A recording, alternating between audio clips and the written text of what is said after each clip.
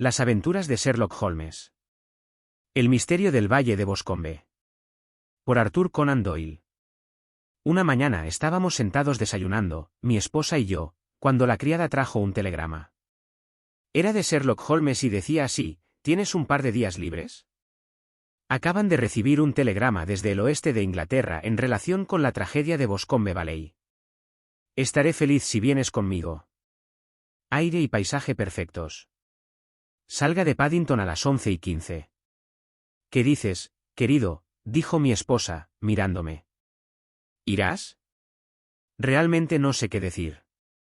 Tengo una lista bastante larga en este momento. Oh, Anstruthers haría el trabajo por usted. Últimamente te ves un poco pálido. Creo que el cambio le vendría bien, y siempre está tan interesado en los casos del señor Sherlock Holmes. Sería un desagradecido si no lo fuera, viendo lo que gané a través de uno de ellos, respondí. Pero si voy a ir, debo hacer las maletas inmediatamente, porque solo tengo media hora. Mi experiencia de la vida en el campo en Afganistán al menos había tenido el efecto de convertirme en un viajero rápido y dispuesto. Mis necesidades eran pocas y sencillas, de modo que en menos del tiempo indicado ya estaba en un taxi con mi maleta y rumbo a la estación de Paddington. Sherlock Holmes caminaba de un lado a otro de la plataforma. Su figura alta y enjuta se hacía aún más enjuta y alta gracias a su larga capa de viaje gris y su ajustada gorra de tela. Es realmente muy amable de tu parte haber venido, Watson, dijo. Para mí supone una diferencia considerable tener a alguien conmigo en quien puedo confiar plenamente. La ayuda local siempre es inútil o parcial. Si te quedas con los 2 asientos de las esquinas, conseguiré las entradas. Teníamos el carruaje para nosotros solos, salvo un inmenso montón de papeles que Holmes había traído consigo. Entre ellos rebuscó y leyó, con intervalos de toma de notas y meditación, hasta que pasamos de reading. Luego, de repente, los hizo formar una bola gigantesca y los arrojó sobre el estante. ¿Has oído algo sobre el caso?, preguntó. Ni una palabra. Hace varios días que no veo un periódico. La prensa londinense no ha dado cuentas muy completas. Acabo de revisar todos los artículos recientes para dominar los detalles. Según tengo entendido, parece uno de esos casos sencillos que resultan extremadamente difíciles. Eso suena un poco paradójico. Pero es profundamente cierto. La singularidad es casi invariablemente una pista. Cuanto más monótono y cuanto más común sea un delito, más difícil será recordarlo. En este caso, sin embargo, han establecido un caso muy grave contra el hijo del asesinado. ¿Entonces, es un asesinato? Bueno, se conjetura que es así. No daré nada por sentado hasta que tenga la oportunidad de examinarlo personalmente. Os explicaré el estado de las cosas, hasta donde he podido entenderlo, en muy pocas palabras. Boscombe Valley es un distrito rural no muy lejos de Ross, en Herefordshire. El mayor terrateniente de esa zona es un tal señor John Turner, que hizo su dinero en Australia y regresó hace algunos años a su viejo país. Una de las granjas que poseía, la de Atterley, estaba alquilada al señor Charles McCarthy, que también era ex-australiano. Los hombres se habían conocido en las colonias, por lo que no era extraño que cuando vinieran a establecerse lo hicieran lo más cerca posible unos de otros. Turner era aparentemente el hombre más rico, por lo que McCarthy se convirtió en su inquilino pero, al parecer, aún permanecía en términos de perfecta igualdad, ya que frecuentemente estaban juntos. McCarthy tenía un hijo, un muchacho de 18 años, y Turner tenía una hija única de la misma edad, pero ninguno de los dos tenía esposas vivas. Parecen haber evitado la sociedad de las familias inglesas vecinas y haber llevado una vida retirada, aunque a ambos McCarthy les gustaba el deporte y se los veía con frecuencia en las carreras del vecindario. McCarthy tenía 2 sirvientes, un hombre y una niña. Turner tenía una familia considerable, al menos media docena. Eso es todo lo que he podido reunir sobre las familias. Ahora los hechos. El 3 de junio, es decir, el lunes pasado, McCarthy salió de su casa en Atterley alrededor de las 3 de la tarde y caminó hasta Boscombe Pool, que es un pequeño lago formado por la extensión del arroyo que corre por el valle de Boscombe. Había salido con su criado por la mañana en Ross y le había dicho que debía darse prisa, ya que tenía una cita importante que cumplir a las 3. De ese nombramiento nunca volvió con vida. Desde Atterley Farmhouse hasta Boscombe Pool hay un cuarto de milla. Y 2 personas lo vieron cuando pasaba por este terreno. Una era una anciana, cuyo nombre no se menciona, y la otra era William Cropder, un guardabosques al servicio del señor Turner. Ambos testigos declaran que el señor McCarthy caminaba solo. El guardabosques añade que pocos minutos después de ver pasar al señor McCarthy, había visto a su hijo, el señor James McCarthy, ir en la misma dirección con una pistola bajo el brazo. Hasta donde él creía, el padre estaba a la vista en ese momento y el hijo lo estaba siguiendo. No pensó más en el asunto hasta que por la noche se enteró de la tragedia que había ocurrido. Los 2 McCarthy fueron vistos después del momento en que William Cropder, el guardabosques, los perdió de vista. La piscina de Boscombe está rodeada de un denso bosque, con solo una franja de hierba y juncos alrededor del borde. Una niña de 14 años, Patience Moran, hija del guarda de la finca de Boscombe Valley, estaba en uno de los bosques recogiendo flores. Afirma que mientras estaba allí vio, en el borde del bosque y cerca del lago, al señor McCarthy y a su hijo, y que parecían estar teniendo una pelea violenta. Escuchó al señor McCarthy mayor usar un lenguaje muy fuerte hacia su hijo, y vio a este último levantar la mano como para golpear a su padre. Estaba tan asustada por su violencia que se escapó y le dijo a su madre cuando llegó a casa que había dejado a los 2 McCarthy peleando cerca de Boscombe Pool. Y que tenía miedo de que fueran a pelear. Apenas había dicho estas palabras cuando el joven señor McCarthy llegó corriendo a la cabaña para decir que había encontrado a su padre muerto en el bosque y pedir ayuda al guarda de la cabaña. Estaba muy excitado, sin pistola ni sombrero, y se observó que tenía la mano derecha y la manga manchadas de sangre fresca. Al seguirlo encontraron el cadáver tendido sobre la hierba junto al estanque. La cabeza había sido golpeada repetidamente con algún arma pesada y contundente. Las heridas podrían haber sido causadas por la culata del arma de su hijo, que fue encontrada tirada sobre la hierba a pocos pasos del cuerpo. En estas circunstancias, el joven fue arrestado instantáneamente, y habiendo sido emitido el veredicto de asesinato intencional en la investigación del martes, fue llevado el miércoles ante los magistrados de Ross, quienes remitieron el caso a la próxima audiencia. Esos son los hechos principales del caso tal como salieron a la luz ante el forense y el tribunal de policía. Difícilmente podría imaginar un caso más condenatorio, comenté. Si alguna vez hay pruebas circunstanciales que apuntan a un criminal, lo hacen aquí. Las pruebas circunstanciales son algo muy complicado, respondió Holmes, pensativo. Puede parecer que apunta muy directamente a una cosa, pero si cambias un poco tu propio punto de vista, puedes encontrar que apunta de manera igualmente intransigente a algo completamente diferente. Hay que confesar, sin embargo, que el caso parece sumamente grave contra el joven, y es muy posible que él sea efectivamente el culpable. Sin embargo, hay varias personas en el vecindario, y entre ellas la señorita Turner, la hija del terrateniente vecino, que creen en su inocencia y han contratado a Lestrade, a quien tal vez recuerde en relación con el estudio en escarlata, para resolver el caso en su interés. Lestrade, bastante desconcertado, me ha remitido el caso, y de ahí que 2 caballeros de mediana edad vuelen hacia el oeste a 50 millas por hora en lugar de digerir tranquilamente sus desayunos en casa. Me temo, dije, que los hechos son tan obvios que usted encontrará poco crédito que ganar en este caso. No hay nada más engañoso que un hecho evidente, respondió riendo. Además, es posible que encontremos otros hechos obvios que tal vez no lo eran en modo alguno para el señor Lestrade. Me conoce demasiado bien para pensar que estoy alardeando cuando digo que confirmaré o destruiré su teoría por medios que él es completamente incapaz de emplear, o incluso de comprender. Para tomar el primer ejemplo, percibo muy claramente que en su dormitorio la ventana está a la derecha y, sin embargo, me pregunto si el señor Lestrade habría notado algo tan evidente como eso. Como demonios, mi querido amigo, te conozco bien. Conozco la pulcritud militar que os caracteriza. Te afeitas cada mañana, y en esta estación te afeitas a la luz del sol, pero como el afeitado es cada vez menos completo a medida que nos adentramos en el lado izquierdo, hasta que se vuelve claramente descuidado a medida que recorremos el ángulo de la mandíbula, es seguramente muy claro que ese lado está menos iluminado que el otro. No podría imaginarme a un hombre de sus hábitos mirándose a sí mismo de la misma manera y quedando satisfecho con tal resultado. Solo cito esto como un ejemplo trivial de observación e inferencia. Ahí radica mi asunto, y es posible que pueda ser de alguna utilidad en la investigación. ¿Qué tenemos ante nosotros?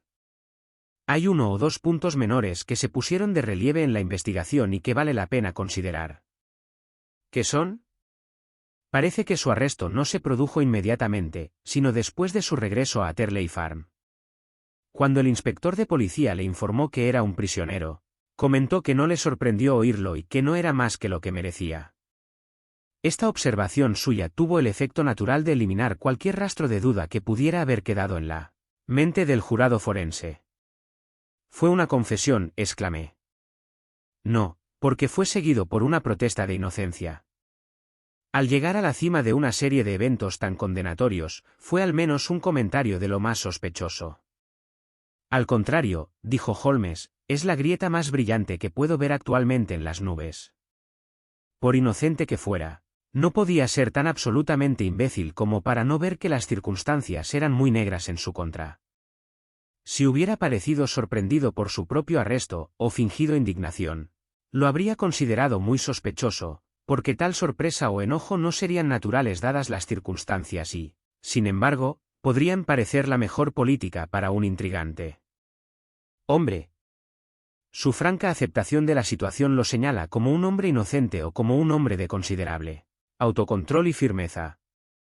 En cuanto a su comentario sobre sus merecimientos, tampoco resulta antinatural si se considera que estaba junto al cadáver de su padre, y que no hay duda de que ese mismo día había olvidado hasta el momento su deber filial hasta el punto de intercambiar palabras con él incluso, según la niña cuyo testimonio es tan importante, levantar la mano como para golpearlo.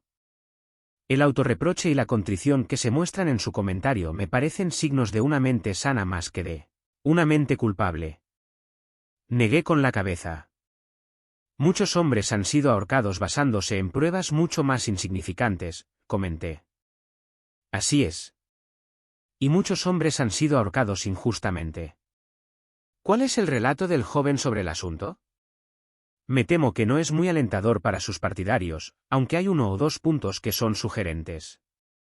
Lo encontrará aquí y podrá leerlo usted mismo. Sacó de su paquete un ejemplar del periódico local de Herefordshire, y tras rechazar la hoja, señaló el párrafo en el que el desafortunado joven había dado su propia declaración de lo que había ocurrido. Me senté en un rincón del carruaje y lo leí con mucha atención. Se ejecutó de esta manera: el señor James McCarthy, el único hijo del difunto, fue llamado entonces y declaró lo siguiente: había estado fuera de casa durante 3 días en Bristol, y acababa de regresar en la mañana del pasado lunes 3. Mi padre estaba ausente de casa cuando llegué, y la doncella me informó que había ido a Ross con John Cobb, el mozo de cuadra. Poco después de mi regreso oí las ruedas de su coche en el patio, y mirando por la ventana, lo vi salir y caminar rápidamente fuera del patio, aunque no sabía en qué dirección iba. Luego tomé mi arma y caminé en dirección a Boscombe Pool, con la intención de visitar la madriguera de conejos que está al otro lado. En el camino vi a William Cropder, el guardabosques, como había declarado en su declaración, pero se equivoca al pensar que yo seguía a mi padre. No tenía idea de que él estaba frente a mí. Cuando a unos 100 metros de la piscina escuché un grito de «Coe», que era una señal habitual entre mi padre y yo. Luego me apresuré y lo encontré parado junto a la piscina. Pareció muy sorprendido al verme y me preguntó con cierta brusquedad qué hacía allí. Siguió una conversación que desembocó en palabras altisonantes y casi en golpes, porque mi padre era un hombre de carácter muy violento. Viendo que su pasión se estaba volviendo ingobernable, lo dejé y regresé hacia Atterley Farm. Sin embargo, no había recorrido más de 150 metros cuando oí un grito espantoso detrás de mí, que me hizo retroceder corriendo. Encontré a mi padre agonizando en el suelo, con la cabeza terriblemente herida. Dejé caer mi arma y lo sostuve en mis brazos, pero casi instantáneamente expiró. Me arrodillé a su lado durante unos minutos y luego me dirigí al guarda de la cabaña del señor Turner, siendo su casa la más cercana, para pedirle ayuda. No vi a nadie cerca de mi padre cuando regresé y no tengo idea de cómo se enteró de sus heridas. No era un hombre popular, tenía modales algo fríos y prohibitivos, pero, hasta donde yo sé, no tenía enemigos activos. No sé nada más del asunto. El forense, ¿su padre le hizo alguna declaración antes de morir? Testigo, murmuró algunas palabras, pero solo pude captar alguna alusión a una rata. El forense, ¿qué entendiste con eso? Testigo, no me transmitió ningún significado. Pensé que estaba delirando. El forense, ¿cuál fue el motivo por el cual usted y su padre tuvieron esta discusión final? Testigo, preferiría no responder. El forense, me temo que debo insistir. Testigo, es realmente imposible para mí decírselo. Puedo asegurarles que no tiene nada que ver con la triste tragedia que siguió. El forense, eso lo decidirá el tribunal. No necesito señalarle que su negativa a responder perjudicará considerablemente su caso en cualquier procedimiento futuro que pueda surgir. Testigo, aún debo negarme. El forense, tengo entendido que el grito de Coe fue una señal común entre usted y su padre. Testigo, así fue. El forense, ¿cómo fue, entonces, que lo pronunció antes de verte, y antes incluso de saberlo? ¿Que habías regresado de Bristol? Testigo, con considerable confusión no lo sé. Un miembro del jurado, ¿no vio nada que le despertara sospechas cuando regresó al oír el grito y encontró a su padre herido de muerte?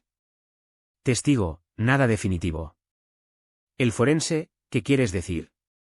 Testigo, estaba tan perturbado y emocionado cuando salí corriendo al campo abierto, que no podía pensar en nada excepto en mi padre.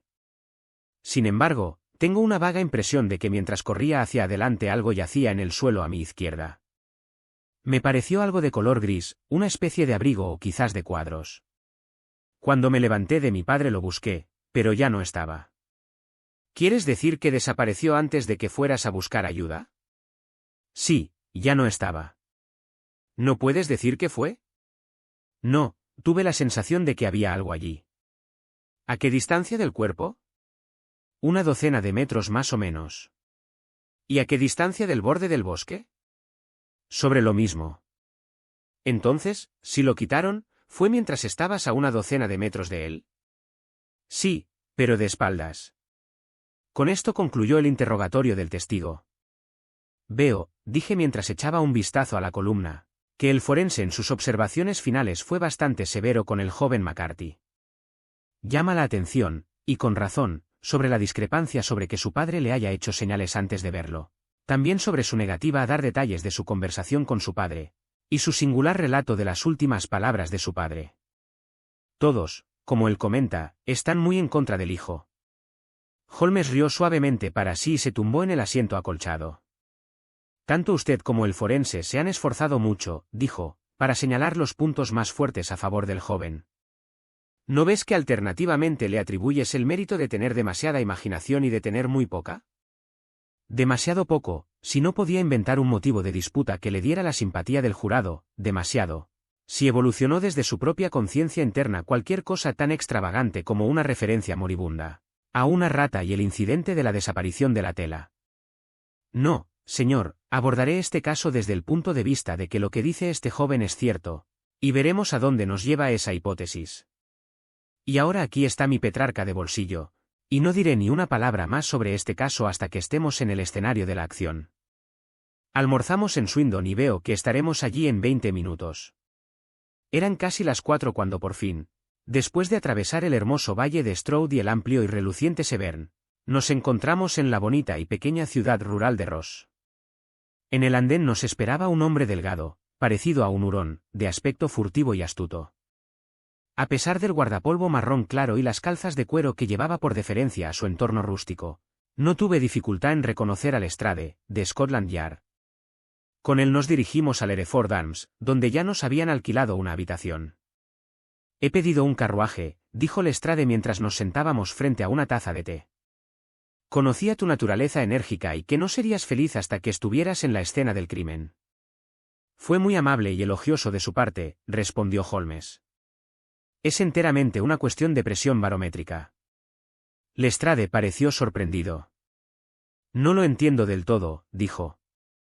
¿Cómo está el vaso? 29, ya veo. No hay viento y ni una nube en el cielo.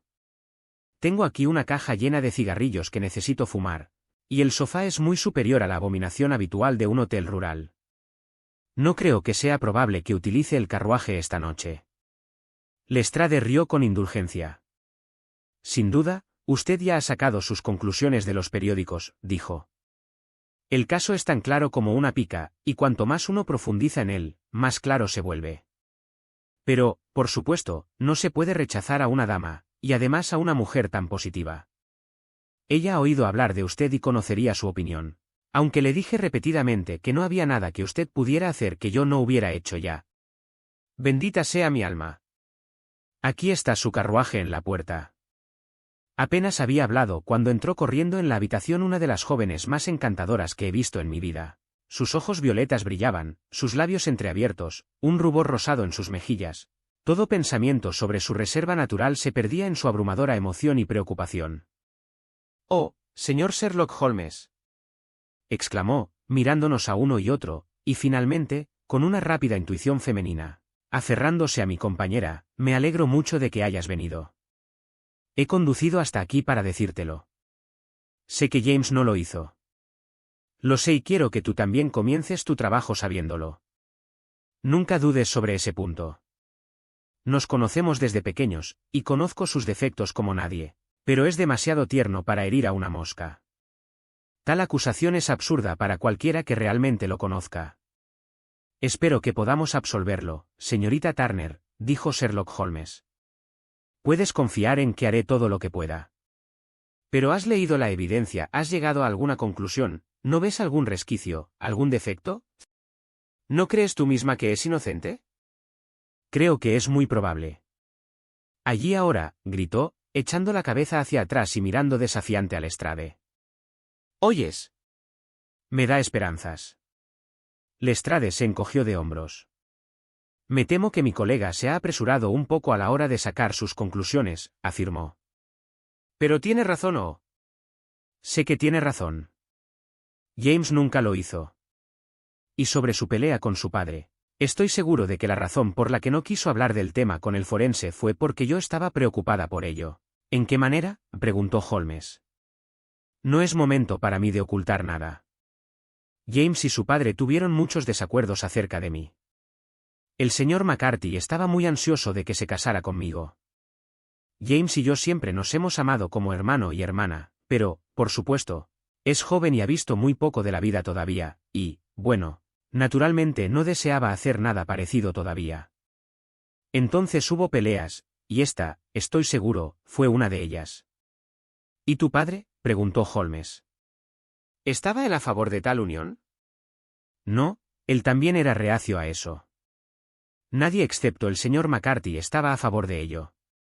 Un rápido rubor cubrió su joven y fresco rostro cuando Holmes le lanzó una de sus miradas penetrantes e inquisitivas. Gracias por esta información, dijo.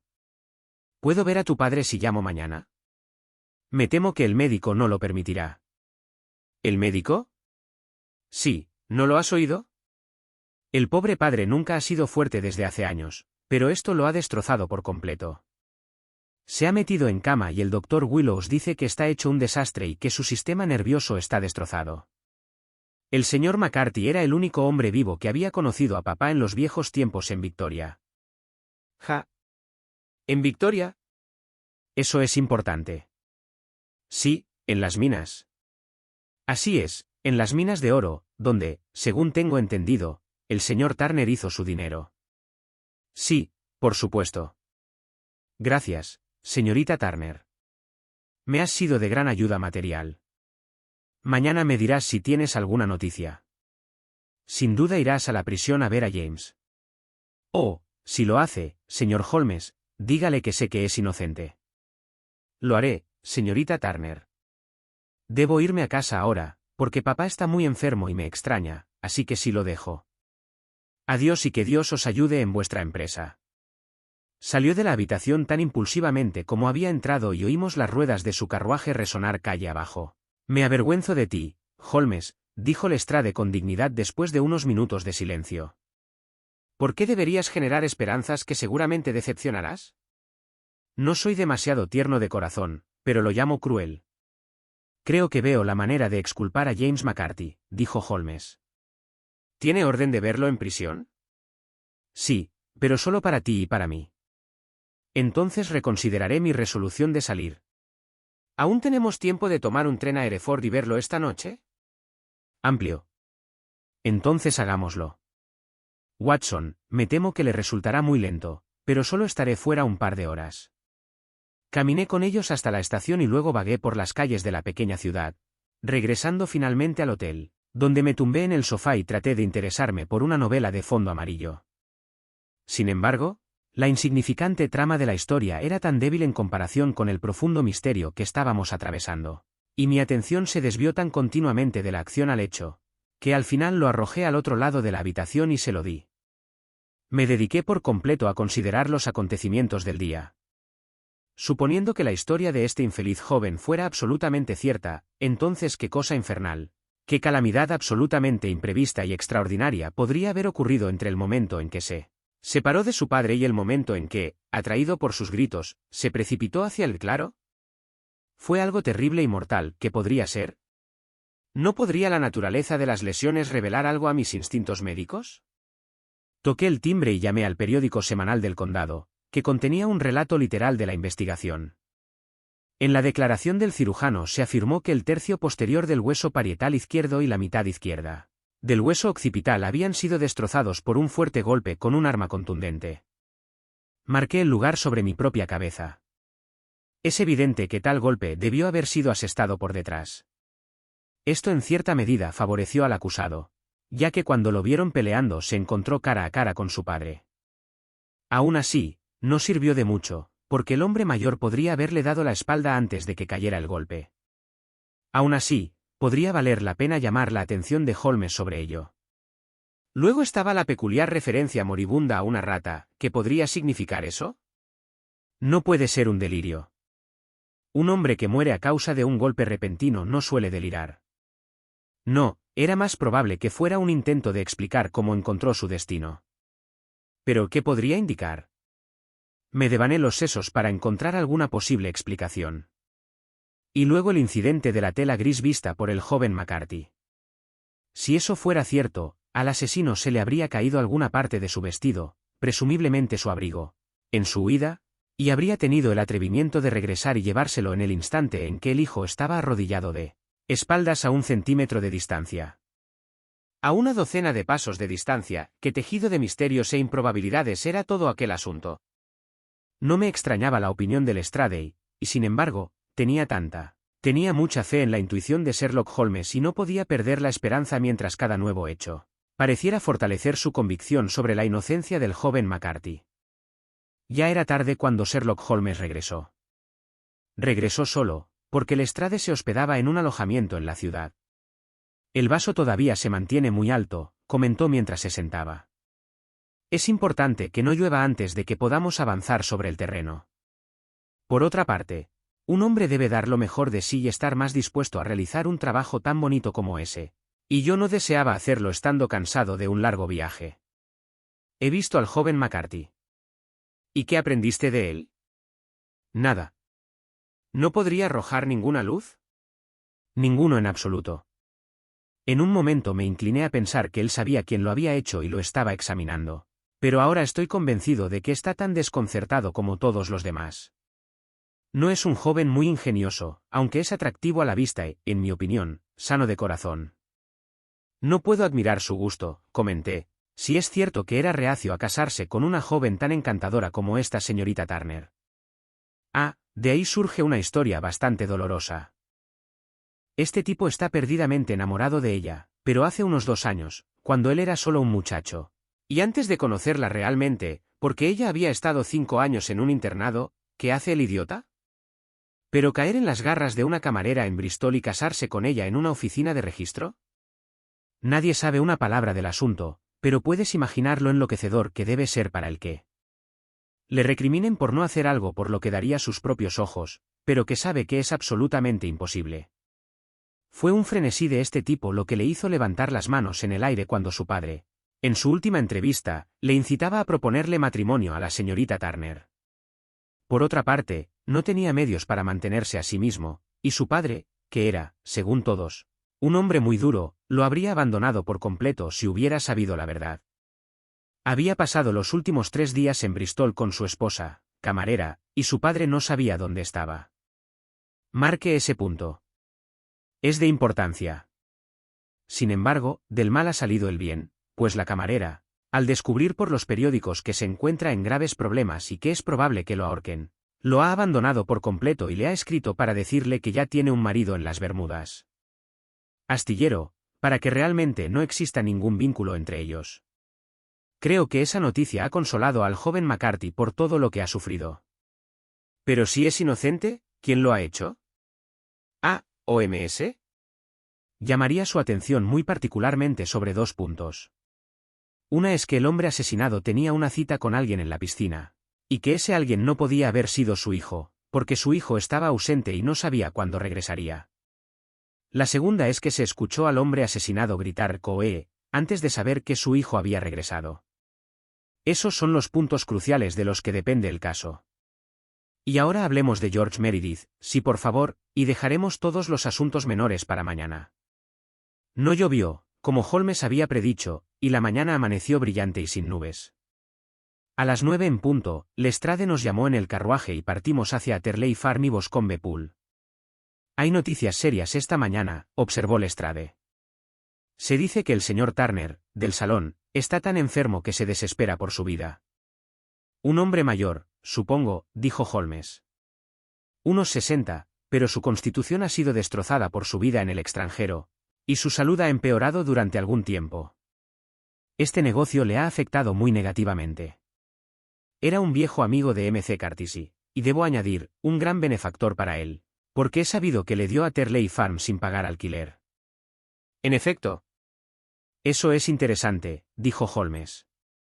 Oh sí. Le ha ayudado de otras 100 maneras.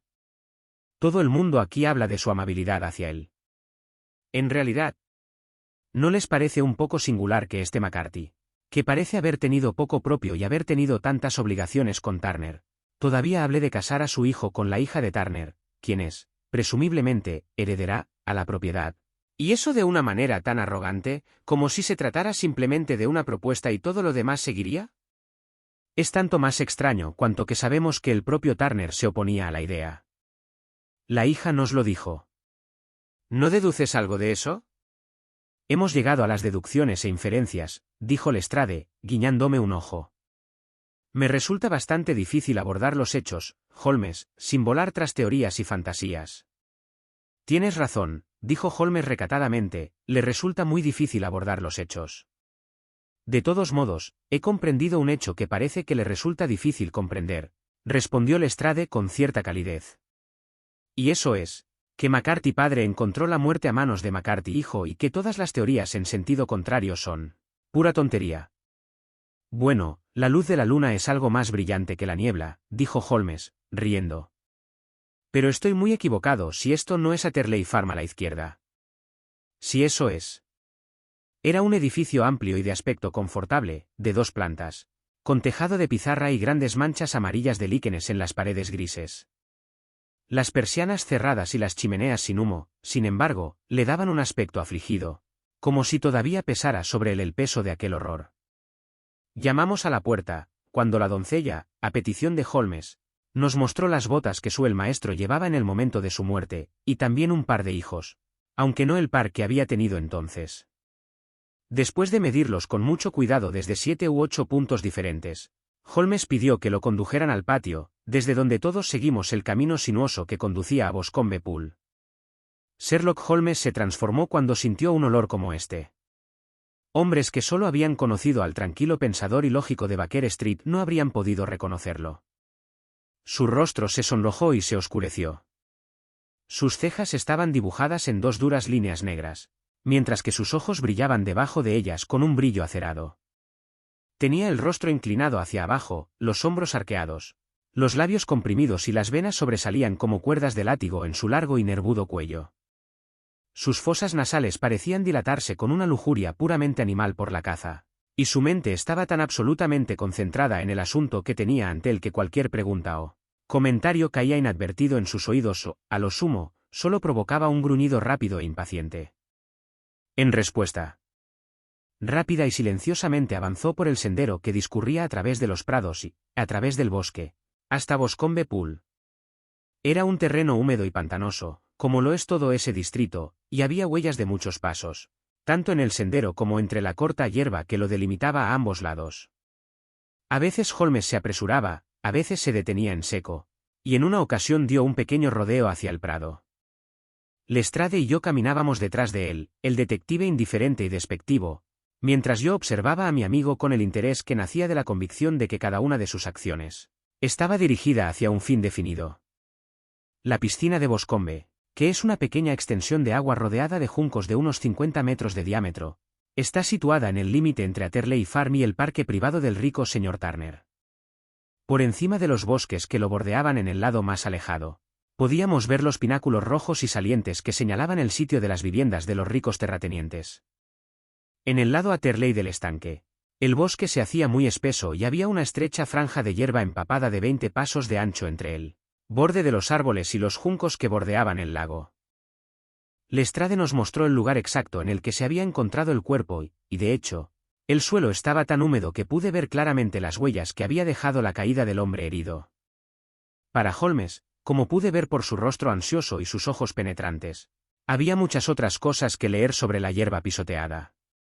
Corrió como un perro que detecta un olor y luego se volvió hacia mi compañero. ¿Para qué fuiste a la piscina?, preguntó. Pescaba con un rastrillo. Pensé que podría haber algún arma u otro rastro. ¿Pero cómo diablos? Oh, bla, bla, no tengo tiempo. Ese pie izquierdo tuyo con su giro hacia adentro está por todos lados. Un topo podría rastrearlo y allí se desvanece entre los juncos. Oh, qué sencillo habría sido todo si hubiera estado aquí antes de que vinieran como una manada de búfalos y se revolcaran por todas partes. Aquí es donde llegó el grupo del guarda de la logia, y han cubierto todas las huellas a lo largo de 6 u 8 pies alrededor del cuerpo. Pero aquí hay 3 huellas separadas de los mismos pies. Sacó una lente y se tumbó sobre su impermeable para tener una mejor vista, hablando todo el tiempo más para sí mismo que para nosotros. Estos son los pies del joven McCarthy. 2 veces caminó y una vez corrió rápidamente, de modo que las suelas quedaron profundamente marcadas y los talones apenas visibles. Eso confirma su historia.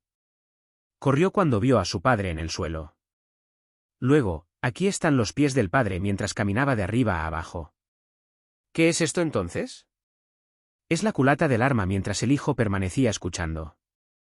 ¿Y esto? Jaja, que tenemos aquí, de puntillas, botas cuadradas también bastante inusuales.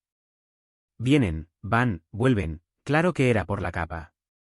Ahora bien, ¿de dónde vienen?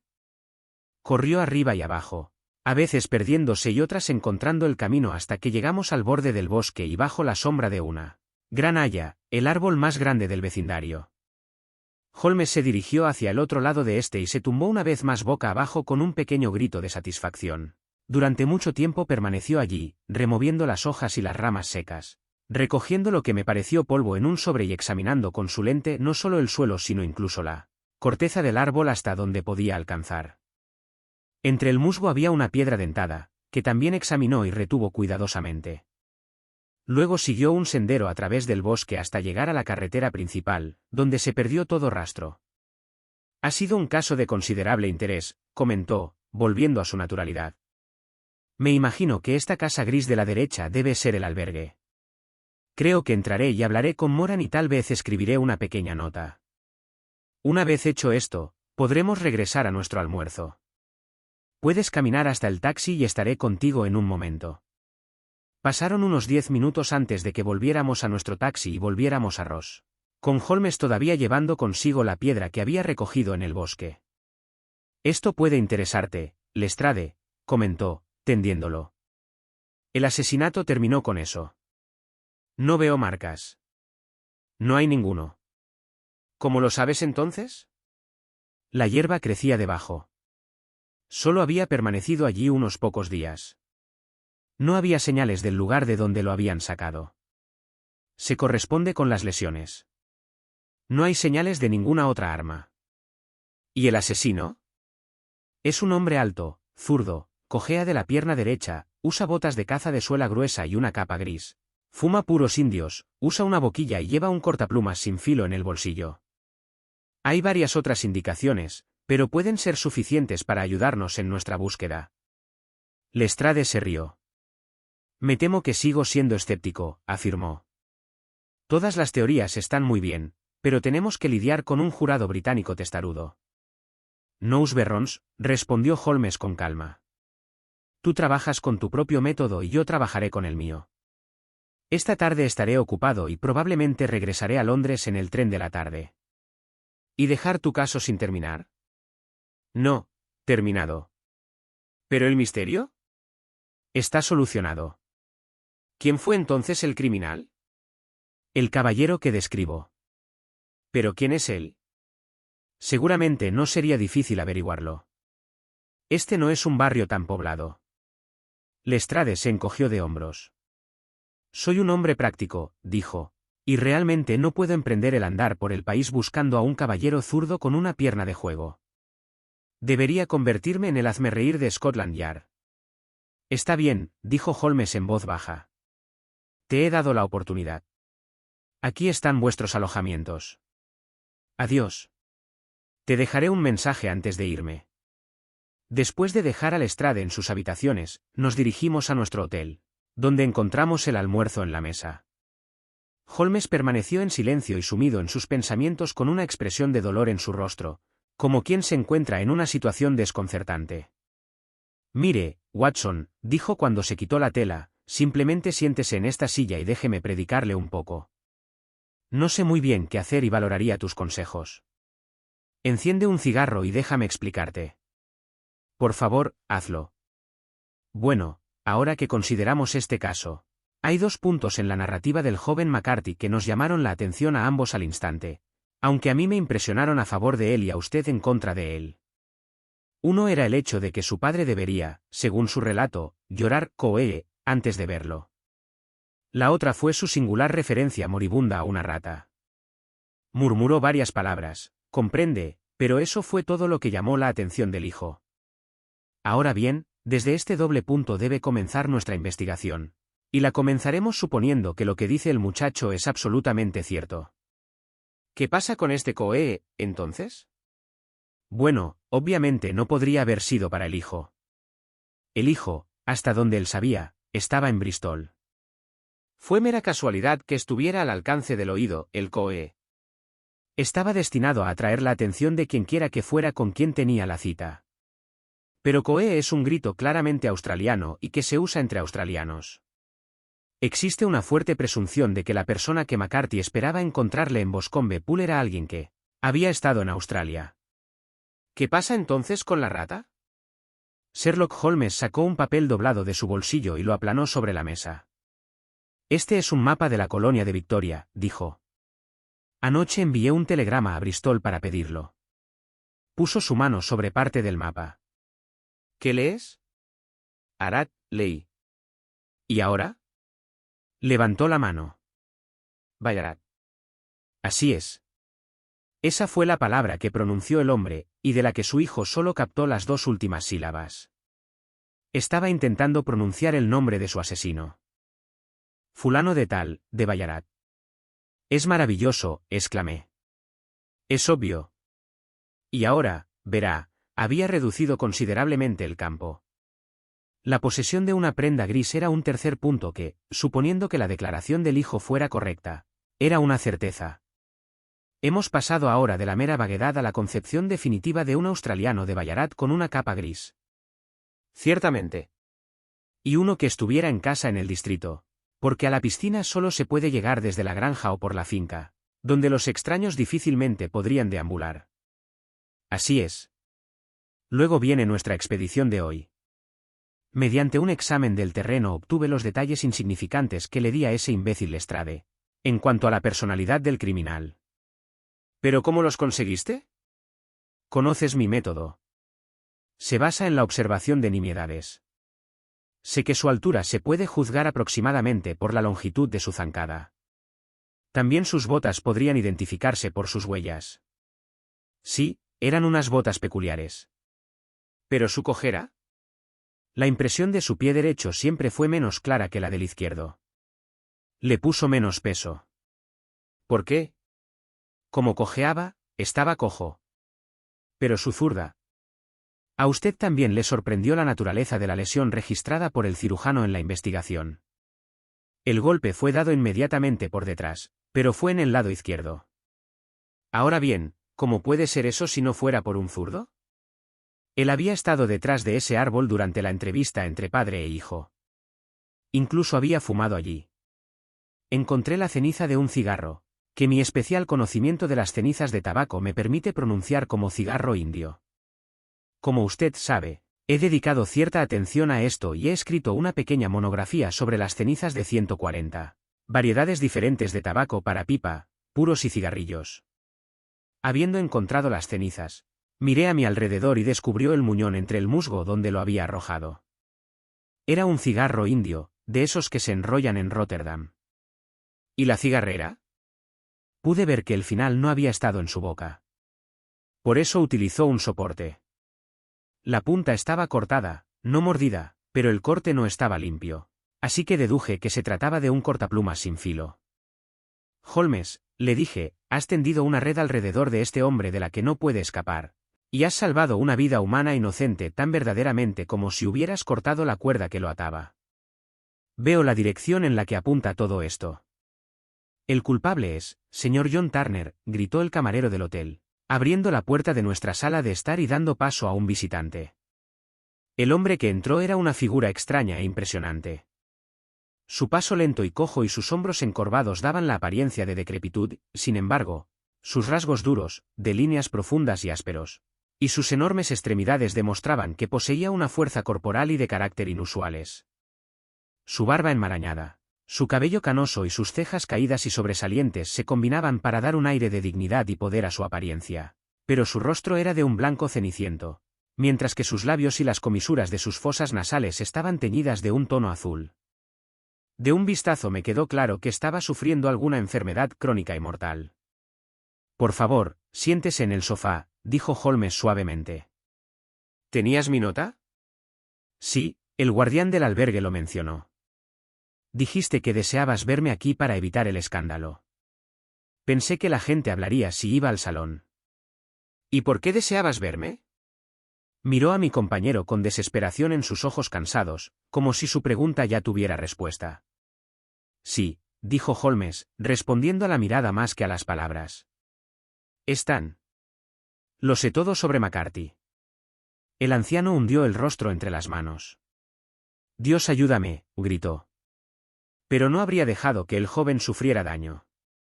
Le doy mi palabra de que habría hablado si la cosa hubiera ido en su contra en el tribunal. Me alegra oírle decir eso, dijo Holmes con gravedad. Habría hablado ahora si no hubiera sido por mi querida niña. Se le rompería el corazón, se le romperá el corazón cuando se entere de que me han arrestado. Puede que no lleguemos a eso, dijo Holmes. ¿Qué? No soy ningún agente oficial. Entiendo que fue su hija quien requirió mi presencia aquí, y estoy actuando en su interés. Pero hay que liberar al joven McCarthy. Soy un hombre moribundo, dijo el viejo Turner. He tenido diabetes durante años. Mi médico dice que la cuestión es si viviré un mes. Sin embargo, prefiero morir bajo mi propio techo que en una cárcel. Holmes se levantó y se sentó a la mesa con el bolígrafo en la mano y un fajo de papeles ante él. Solo díganos la verdad, dijo. Anotaré los hechos. Usted lo firmará y Watson podrá presenciarlo. Entonces podría presentar tu confesión en el último momento para salvar al joven McCarthy. Te prometo que no lo usaré a menos que sea absolutamente necesario. Así es, dijo el anciano, la cuestión es si viviré hasta el juicio, así que me importa poco, pero desearía ahorrarle a Alice el susto. Y ahora os aclararé la cosa, ha pasado mucho tiempo en la actuación, pero no tardaré en contarlo. No conocías a este hombre muerto, McCarthy. Era un demonio encarnado. Te digo eso. Dios te mantenga fuera de las garras de un hombre como él. Su control ha estado sobre mí durante estos 20 años y ha arruinado mi vida. Primero te diré cómo llegué a estar en su poder. Fue a principios de los años 60 en las excavaciones. Entonces yo era un muchacho joven, apasionado e imprudente, dispuesto a hacer cualquier cosa. Me metí en malas compañías, me puse a beber, no tuve suerte con mi reclamo. Me fui al monte y en una palabra me convertí en lo que aquí llamarían un salteador de caminos. Éramos 6 y llevábamos una vida libre y salvaje, asaltando una estación de vez en cuando o deteniendo los carros en el camino a las excavaciones. Black Jack de Ballarat era el nombre que recibí, y nuestro grupo todavía es recordado en la colonia como Ballarat Gang. Un día, un convoy de oro bajó de Ballarat a Melbourne, lo esperábamos y lo atacamos. Éramos 6 soldados y 6 de nosotros, así que estuvo cerca, pero vaciamos 4 de sus sillas en la primera descarga. Sin embargo, 3 de nuestros muchachos fueron asesinados antes de que consiguiéramos el botín. Puse mi pistola en la cabeza del conductor del carro, que era precisamente McCarthy. Ojalá le hubiera disparado entonces, pero lo perdoné, aunque vi sus ojillos malvados fijos en mi rostro, como si recordara cada rasgo. Nos salimos con la nuestra con el oro, nos hicimos ricos y nos dirigimos a Inglaterra sin que nadie sospechara. Allí me separé de mis viejos amigos y decidí establecerme y llevar una vida tranquila y respetable. Compré esta propiedad, que casualmente estaba en el mercado, y me propuse hacer un poco de bien con mi dinero, para compensar la forma en que lo había ganado. Yo también me casé y aunque mi esposa murió joven, me dejó a mi querida pequeña Alicia. Incluso cuando era solo un bebé, su pequeña mano parecía guiarme por el camino correcto como ninguna otra cosa lo había hecho nunca. En una palabra, pasé página e hice lo mejor que pude para compensar el pasado. Todo iba bien cuando McCarthy me agarró. Había ido a la ciudad por una inversión y lo encontré en Regent Street sin apenas un abrigo en la espalda ni una bota en el pie. Aquí estamos, Jack, dice tocándome el brazo, seremos tan buenos como una familia para ti. Somos 2, mi hijo y yo, y tú puedes quedarte con nosotros. Si no lo hace, Inglaterra es un país excelente y respetuoso de la ley, y siempre hay un policía cerca. Bueno, vinieron al oeste del país, no había forma de librarse de ellos, y allí han vivido sin pagar alquiler en mi mejor tierra desde entonces. No hubo descanso para mí, ni paz, ni olvido, cuando giraba hacia donde quería. Allí estaba su rostro astuto y sonriente a mi lado. La situación empeoró a medida que Alicia crecía, porque pronto se dio cuenta de que yo tenía más miedo de que ella conociera mi pasado que de la policía. Tenía que tener todo lo que quisiera, y todo lo que yo le di sin dudarlo, tierras, dinero, casas, hasta que al final me pidió algo que yo no podía darle. Preguntó por Alicia. Verás, su hijo había crecido, al igual que mi hija, y como se sabía que yo tenía mala salud, le pareció un buen golpe que su hijo se quedara con todas las propiedades. Pero ahí me quedé firme. No permitiría que su maldito linaje se mezclara con el mío, no es que me desagradara el muchacho, pero tenía sangre y eso era suficiente. Me mantuve firme. McCarthy me amenazó. Lo desafié a hacer lo peor. Nos reuniríamos en la piscina a mitad de camino entre nuestras casas para hablar del asunto. Cuando bajé lo encontré hablando con su hijo, así que fumé un cigarro y esperé detrás de un árbol hasta que estuvo solo. Pero mientras escuchaba su charla, todo lo que había de negro y amargo en mí pareció salir a la superficie. Estaba instando a su hijo a casarse con mi hija con tan poca consideración como si ella fuera una puta de la calle. Me volvía loco pensar que yo y todo lo que más quería debíamos estar en poder de un hombre como este. ¿No podría romper el vínculo? Yo ya era un hombre moribundo y desesperado. Aunque de mente clara y bastante fuerte, sabía que mi propio destino estaba sellado, pero mi memoria y mi niña. Ambos podrían salvarse si pudiera silenciar esa mala lengua. Lo hice, señor Holmes. Lo haría de nuevo. Por muy profundo que haya pecado, he llevado una vida de martirio para expiarlo. Pero que mi hija quedara enredada en las mismas redes que me retenían a mí era más de lo que podía sufrir. Lo derribé sin más escrúpulos que si hubiera sido una bestia repugnante y venenosa. Su grito hizo regresar a su hijo, pero ya había logrado protegerme en el bosque, aunque me vi obligado a volver a buscar la capa que se me había caído en la huida. Esa es la verdadera historia, señores, de todo lo ocurrido. Bueno, no me corresponde a mí juzgarlo, dijo Holmes mientras el anciano firmaba la declaración que le habían extendido. Rezo para que nunca estemos expuestos a tal tentación. Por favor, no, señor, ¿y qué piensas hacer? En vista de tu salud, nada. Usted mismo es consciente de que pronto tendrá que responder de su acto ante un tribunal superior al Tribunal de Justicia. Guardaré su confesión, y si condenan a McCarthy, me veré obligado a utilizarla. Si no, nunca será visto por ojos mortales, y tu secreto, estés vivo o muerto, estará a salvo con nosotros. Adiós entonces, dijo solemnemente el anciano. Tus propios lechos de muerte, cuando lleguen, serán más fáciles al pensar en la paz que le has dado al mío.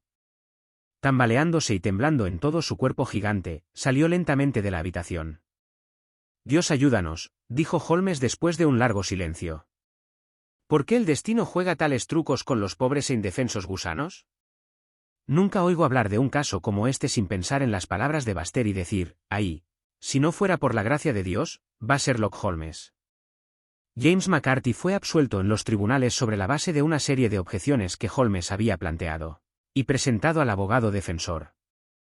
El viejo Turner vivió 7 meses después de nuestra entrevista, pero ahora está muerto, y hay muchas posibilidades de que el hijo y la hija lleguen a vivir felices juntos ignorando la nube negra que se posa sobre su pasado. Gracias por acompañarnos en las aventuras de Sherlock Holmes. El misterio del Valle de Boscombe. Por Arthur Conan Doyle. Esperamos que haya disfrutado esta historia y si lo hizo considere darle me gusta, comentar, compartir y suscribirse.